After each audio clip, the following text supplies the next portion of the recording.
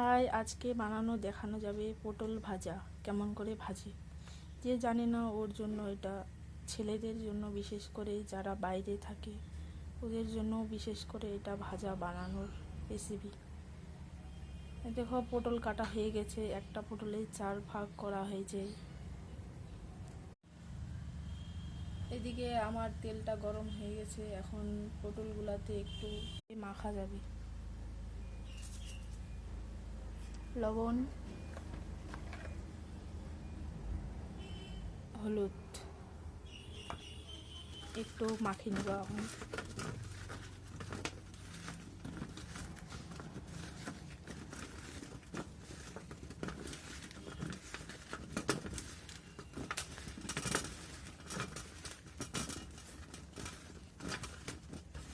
মাখানো হয়ে গেছে, এখন তেলের মধ্যে ফ্রাই করব।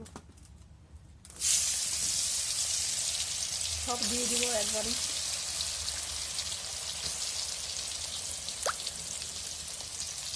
একটু হালকা দিয়ে নাড়িয়ে দিতে হবে।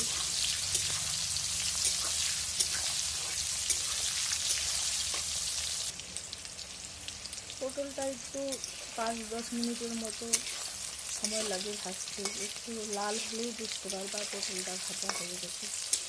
তারপর তেল থেকে ছাঁকিয়ে নিতে হবে। দেখো পটলটা ভাজা হয়ে গেছে, এরকম ভাজলে পটলটা একটু টেস্ট ভালো হয়। আমি এখন ছাঁকে উঠাবো।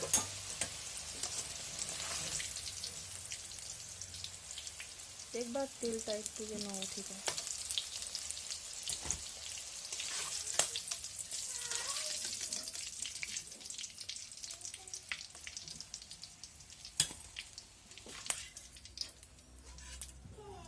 দেখো পটলটা এরকম হবে ভাজলে।